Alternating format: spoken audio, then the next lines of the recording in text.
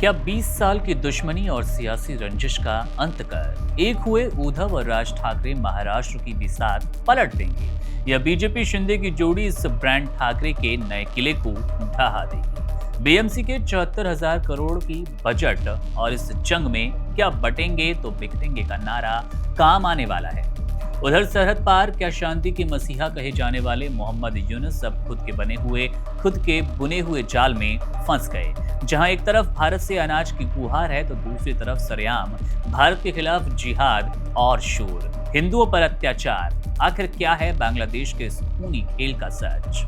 सवाल हमारी सांसों का भी है। क्या सिर्फ 100 मीटर की नई परिभाषा उत्तर भारत की रक्षक अरावली पर्वतमाला के लिए मौत का वारंट साबित होगी? क्या विकास के नाम पर हम थार के रेगिस्तान को अपने ड्राइंग रूम तक आने का रास्ता दे रहे हैं? लेकिन इसी उथल पुथल के बीच इसरो के बाहुबली रॉकेट ने अंतरिक्ष में वो कीर्तिमान रच दिया जो आपके स्मार्टफोन से नो सिग्नल का डर हमेशा के लिए मिटा देगा। और अंत में क्रिकेट के मैदान से आई वो सनसनी, जहां विराट कोहली और रोहित शर्मा की वापसी ने घरेलू क्रिकेट में जान फूंक दी, तो वहीं पर 14 साल के वैभव सूर्यवंशी ने वर्ल्ड रिकॉर्ड तोड़कर पूरी दुनिया को चौंका दिया। सियासत के महामिलन से लेकर स्पेस की क्रांति तक, चलिए शुरू करते हैं आज का ये खास विश्लेषण। नमस्कार, मेरा नाम है मुकुंद और आप देखना शुरू कर चुके हैं वन इंडिया का स्पेशल न्यूज बुलेटिन देश दिन भर। मुंबई की सड़कों पर फिर से एक नारा गूंजने वाला है, ब्रांड ठाकरे। 20 साल की लंबी दुश्मनी, रंजिशें और सियासी तल्खियां अब इतिहास बन चुकी है। बुधवार को शिवाजी पार्क में बाला साहेब ठाकरे की विरासत को साक्षी मानकर उद्धव और राज ठाकरे ने वो फैसला लिया जिसने महाराष्ट्र की राजनीति में भूकंप ला दिया। शिवसेना, यूबीटी और मनसे अब बीएमसी का चुनाव एक साथ मिलकर लड़ेंगे। ये गठबंधन सिर्फ दो पार्टियों का नहीं बल्कि दो भाइयों का वो महामिलन है जो कि अब बीजेपी और एकनाथ शिंदे के विजय रथ को रोकने के लिए पूरी तरह तैयार है। उद्धव ठाकरे ने साफ शब्दों में चेतावनी दी कि बटेंगे तो बिखरेंगे, और यही वो डर है जिसने ठाकरे ब्रदर्स को अस्तित्व की लड़ाई के लिए एक मंच पर ला खड़ा किया। इस बड़े सियासी ऐलान पर बीजेपी ने भी रिएक्ट किया। क्या कुछ बोले बीजेपी प्रवक्ता शहजाद पूनावाला, जरा सुनिए। शहजाद पूनावाला ने साफ किया कि इस गठबंधन को अवसरवाद नीति से ओतप्रोत देखा गया है। उन्होंने ये भी कहा कि अब ये सिर्फ डर की राजनीति है, उससे ज्यादा कुछ नहीं। ये दो भाइयों का प्रेम नहीं बल्कि चुनाव में मिल रही लगातार हार से उपजता हुआ डर है। बीजेपी का मानना है कि ये गठबंधन सिद्धांतों या जनहित के लिए नहीं बल्कि केवल सत्ता के लालच और व्यक्तिगत महत्वाकांक्षाओं को पूरा करने के लिए किया गया। महायुति की बढ़ती ताकत से घबराकर उद्धव और राज ने हाथ मिला लिया, लेकिन जनता इस मजबूरी का मिलन और सच दोनों जानती है। अब सवाल ये उठता है कि आखिर बीएमसी के लिए इतनी बड़ी बिसात बिछाई क्यों जा रही है? जवाब है 74,000 करोड़ रुपए, एक भारी भरकम बजट। बीएमसी एशिया की सबसे अमीर नगर निगम है और इसका बजट गोवा, मणिपुर, मेघालय और सिक्किम जैसे 8 राज्यों के संयुक्त बजट से भी बड़ा है। मुंबई की सत्ता पर कब्जा करने का मतलब है पूरे महाराष्ट्र की सियासत पर पकड़ बनाना। पिछले 3 दशकों से बीएमसी पर ठाकरे परिवार का एक छत्र राज रहा, लेकिन शिवसेना में हुई टूट के बाद उद्धव ठाकरे के लिए ये अपनी साख बचाने की आखिरी जंग है। अगर बीएमसी का किला ढह गया तो ठाकरे परिवार की राजनीति हाशिए पर पहुंचेगी। इसीलिए उद्धव ने मराठी अस्मिता का कार्ड खेलते हुए अब कहा है कि अब चूके तो सब खत्म हो जाएगा। बीजेपी के लिए ये गठबंधन किसी बड़े सिरदर्द से कम नहीं है। अब तक राज ठाकरे और उद्धव ठाकरे के अलग अलग चुनाव लड़ने से मराठी वोट बढ़ जाते थे, लेकिन सीधा फायदा बीजेपी और शिंदे गुट को मिलता था। अब मराठी वोटों का एकीकरण होने से मध्य मुंबई और दादर जैसे मराठी बहुल इलाकों में महायुति का गणित बिगड़ सकता है। राज ठाकरे की आक्रामक शैली और उद्धव की सहानुभूति मिलकर एक ऐसा सियासी समीकरण बना रही हैं जो मराठी मानुस को भावनात्मक रूप से जोड़ने की कोशिश करेगा। राज ठाकरे ने तो यहाँ तक दावा कर दिया कि मुंबई का अगला मेयर मराठी ही होगा और वो हमारे ही दल से होने वाला है। इतिहास गवाह है कि 2005 में जब राज ठाकरे ने शिवसेना छोड़ी तो ठाकरे परिवार की ताकत आधी रह गई। बाला साहेब ठाकरे के स्मारक पर एक साथ श्रद्धांजलि देना इस बात का सबूत है कि दोनों भाई अब आर पार की लड़ाई के मूड में बिल्कुल नहीं है। 15 जनवरी को होने वाला ये मतदान तय करेगा कि ठाकरे ब्रदर्स अब एकजुट हैं भी या नहीं। ठाकरे ब्रदर्स की एकजुटता बीजेपी के क्लीन स्वीप के सपने को तोड़ पा रही है या नहीं, ये भी देखना दिलचस्प होगा। 16 जनवरी को नतीजे आने हैं और तस्वीर साफ हो जाएगी। ये चुनाव सिर्फ पार्षदों की हार जीत का नहीं बल्कि मुंबई के असली किंग के फैसले का है। 16 जनवरी को जब नतीजे आएंगे तो साफ होगा कि मुंबई की सड़कों पर फिर से ब्रांड ठाकरे दहाड़ेगा या फिर भगवा लहर इस पुराने किले को फतह कर लेगी। अब बात करते हैं पड़ोसी मुल्क बांग्लादेश और उसकी हिंसा वाली आग की। बांग्लादेश की सरजमी पर मची तबाही और नफरत की आग खुद उस शख्स को डसने लगी जिसे शांति का मसीहा बताकर सत्ता की गद्दी पर बैठा दिया गया। मोहम्मद यूनुस के नेतृत्व वाली अंतरिम सरकार आज अपने ही बने हुए जाल में, अपने ही बुने हुए जाल में फंसती नजर आ रही है और उन पर किसी और ने नहीं बल्कि उसी आंदोलन के नायकों के परिवार ने खूनी साजिश का आरोप लगा दिया जिसने शेख हसीना का तख्ता पलट किया। इंकलाब मंच के प्रवक्ता और युवा नेता शरीफ उस्मान हादी की हत्या ने बांग्लादेश को एक ऐसे चौराहे पर लाकर खड़ा कर दिया जहां से अराजकता और गृह युद्ध का रास्ता साफ नजर आ रहा है। हादी के बड़े भाई अबू बकर ने सरेआम मोहम्मद यूनुस पर अपनी उंगली उठाते हुए दावा कर दिया कि उनके भाई की हत्या कोई इत्तेफाक नहीं बल्कि फरवरी में होने वाले चुनावों को रद्द करने की एक गहरी और सोची समझी साजिश है। इस पूरे घटनाक्रम ने यूनुस सरकार के उस मुखौटे को भी उतार कर फेंक दिया जिसे पहनकर वे दुनिया के सामने लोकतंत्र की दुहाई दे रहे थे। 12 दिसंबर को ढाका के व्यस्त इलाके में हादी को सरेआम गोली मारी गई और इलाज के दौरान सिंगापुर में उनकी मौत हो गई। उनकी अंतिम विदाई में उमड़ा हजारों लोगों का जनसैलाब आज यूनुस सरकार से एक ही सवाल पूछ रहा है कि अगर आपने अपने ही नायकों को सुरक्षा नहीं दी तो सत्ता में रहने का हक किसने दिया। हादी के भाई ने साफ चेतावनी दी कि उस्मान की लाश दिखाकर चुनाव टालने की कोशिश ना की जाए वरना जिस भीड़ ने हसीना को बेदखल किया वही भीड़ अब यूनुस को भी देश छोड़ने पर मजबूर कर सकती है। ये गुस्सा सिर्फ एक हत्या को लेकर नहीं बल्कि उस अविश्वास को लेकर भी है जो अब बांग्लादेश की सड़कों पर साफ नजर आ रहा है। लेकिन इस खूनी राजनीति के बीच जो सबसे डरावना चेहरा है वो है भारत के प्रति बढ़ती नफरत और कट्टरपंथी सोच, कट्टरपंथ का वो जहर। जहां एक तरफ उस्मान हादी के भाई न्याय की गुहार लगा रहे हैं तो दूसरी तरफ उनकी बहन भारत के खिलाफ सरेआम जिहाद का आह्वान कर रही है। न्यूज एक्स की रिपोर्ट के मुताबिक हादी की बहन ने यहां तक कह दिया कि बांग्लादेश के हर घर में भारत के खिलाफ जिहाद की ट्रेनिंग दी जानी चाहिए और इसमें स्त्री पुरुष का कोई भेदभाव ना हो। ये वही नफरत है जिसका शिकार आज बांग्लादेश के अल्पसंख्यक बेगुनाह हिंदू हो रहे हैं। हिंदुओं की हत्या, उनके घरों को जलाना और मंदिरों को निशाना बनाना अब वहां की एक कड़वी लेकिन हकीकत बन गई है। जिस भारत ने बांग्लादेश को जन्म दिया आज उसी के खिलाफ जिहाद की पुकार और हिंदुओं का कत्लेआम ये बताने के लिए काफी है कि वहां की सत्ता पर काबिज लोग इस सोच को लगातार बढ़ावा दे रहे हैं। विडंबना देखिए, एक तरफ यूनुस सरकार के समर्थक भारत के खिलाफ जहर उगल रहे हैं तो दूसरी तरफ खुद मोहम्मद यूनुस भारत के सामने हाथ फैलाकर कूटनीतिक रिश्ते सुधारने का नाटक भी कर रहे हैं। बांग्लादेश के वित्त सलाहकार सलाहुद्दीन अहमद ने हाल ही में भारत से 50,000 टन चावल खरीदने के प्रस्ताव को मंजूरी दी ताकि देश में भुखमरी के हालात न बने। ये साफ तौर पर नमक हरामी और अवसरवाद की पराकाष्ठा है। भारत से अनाज भी चाहिए, भारत के खिलाफ जिहाद का शोर भी। सच तो ये कि यूनुस ने बांग्लादेश को सुलगा दिया और अब वो आग उनके अपने ही घर तक पहुंच चुकी है। अगर वक्त रहते इस कट्टरपंथी खेल को और खूनी मंजर पर लगाम ना लगाया जाए तो बांग्लादेश का भविष्य सिर्फ और सिर्फ तबाही के पन्नों में सिमट कर रह जाएगा और इस बार भारत भी कोई मदद शायद ना कर पाए।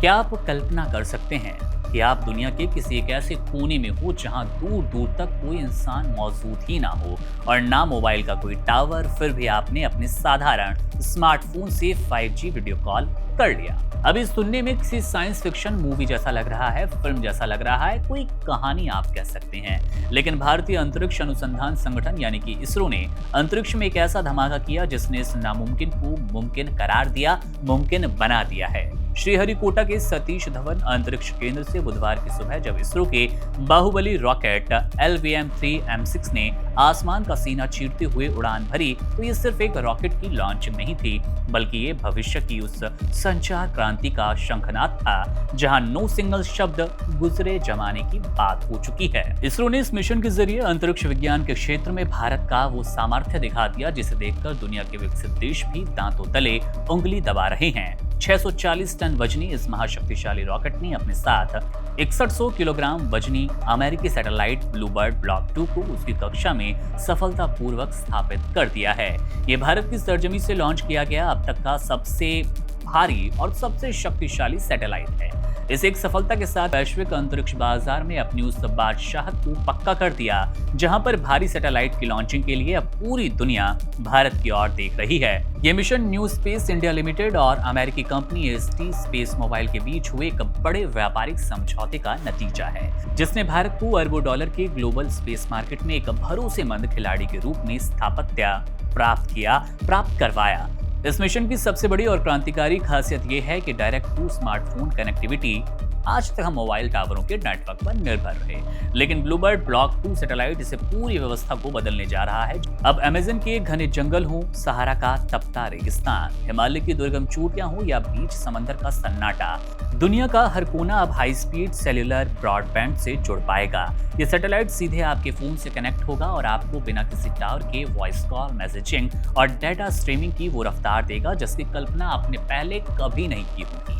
ये तकनीक उन लाखों लोगों के लिए वरदान साबित होगी जो आज भी मोबाइल नेटवर्क के लिए मीलों का सफर तय करते हैं। इस तकनीक का एक और गंभीर और महत्वपूर्ण पहलू आपको बता दें, आपदा प्रबंधन। जब चक्रवात, भूकंप, बाढ़ जैसी भीषण आपदाएं आती हैं तो सबसे पहले जमीनी मोबाइल टावर गिर जाते हैं और संचार व्यवस्था पूरी तरह से ठप हो जाती है। ऐसे संकट के समय ये सैटेलाइट एक मसीहा बनकर उभरेगा। प्रभावित इलाकों में बिना किसी रुकावट के तुरंत संपर्क स्थापित हो पाएगा, जिससे राहत और बचाव कार्यों में तेजी आएगी और हजारों जिंदगियां बचाई जा पाएगी। ये भारत के डिजिटल इंडिया मिशन को उस अंतिम छोर तक ले जाएगा जहां विकास की किरण अभी पहुंचना बाकी है। इसरो के चेयरमैन वी नारायणन और उनके वैज्ञानिकों की टीम ने एक बार फिर साबित कर दिया कि जब बात देश के गौरव और मानवता के कल्याण की आती है तो भारत का कोई सानी नहीं है। सुबह 8:55 पर जब इस बाहुबली रॉकेट ने अंतरिक्ष की गहराइयों को नापना शुरू किया तो उसने न केवल एक सैटेलाइट को स्थापित किया बल्कि भारत के उस बढ़ते कीर्तिमान को नई ऊंचाइयों पर पहुंचा दिया, जो कि अब अंतरिक्ष से पूरी दुनिया की तकदीर लिखने की ताकत रखता है।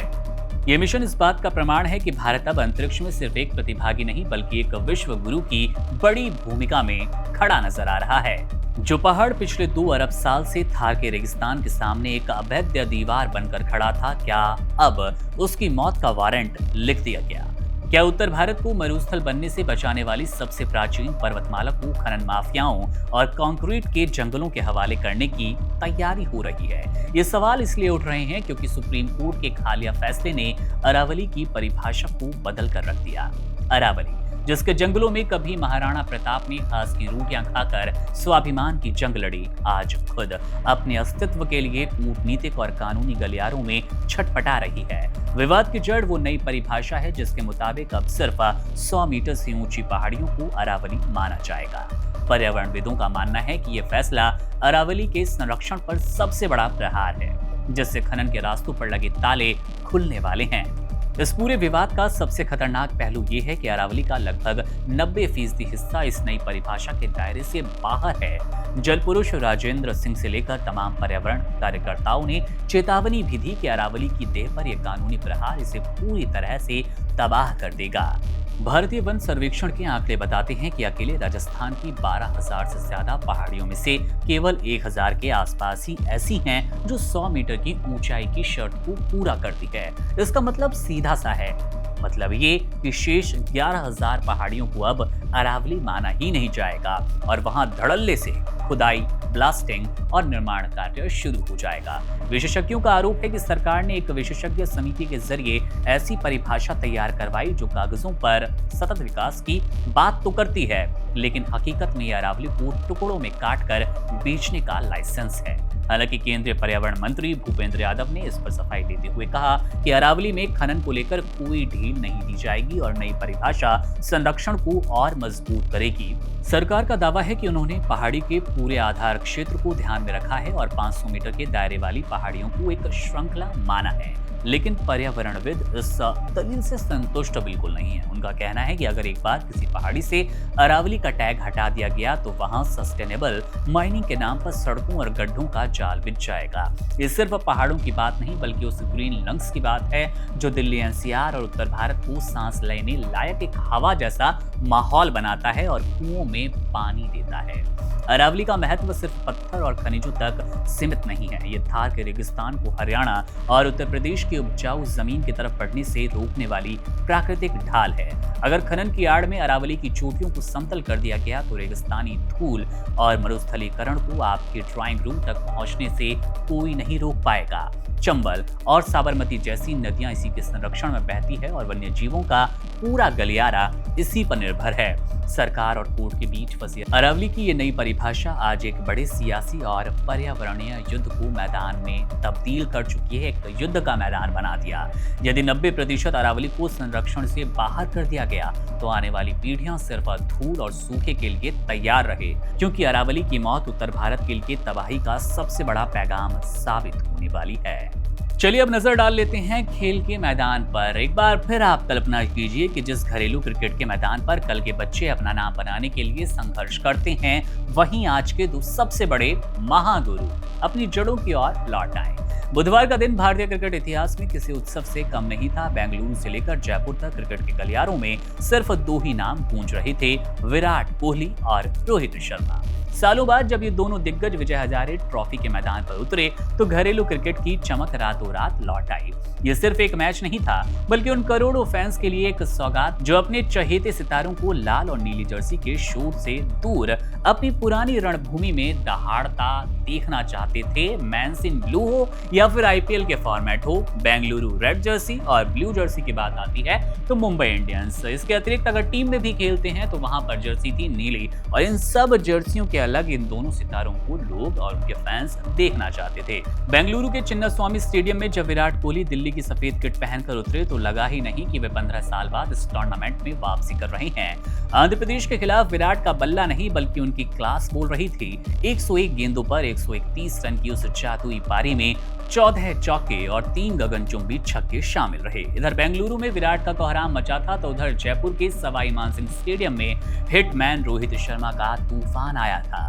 मुंबई की कप्तानी संभालते हुए रोहित ने सिक्किम के गेंदबाजों की बखिया उधेड़ दी। महज 94 गेंदों में 155 रनों की पारी और उसमें जड़े गए वो 9 खौफनाक छक्के चीख चीख कर कह रहे थे कि किंग और हिटमैन अब सिर्फ वनडे क्रिकेट के बादशाह बनकर रहने वाले हैं। बीसीसीआई के निर्देश पर घरेलू क्रिकेट में लौटना इन दोनों दिग्गजों की खेल के प्रति अटूट निष्ठा को दर्शाता है। लेकिन इस बुधवार की कहानी सिर्फ दिग्गजों तक सीमित भी नहीं थी। जहां एक तरफ अनुभव अपना लोहा मनवा रहा था तो वहीं दूसरी तरफ युवा जोश इतिहास की नई इबारत लिख रहा था।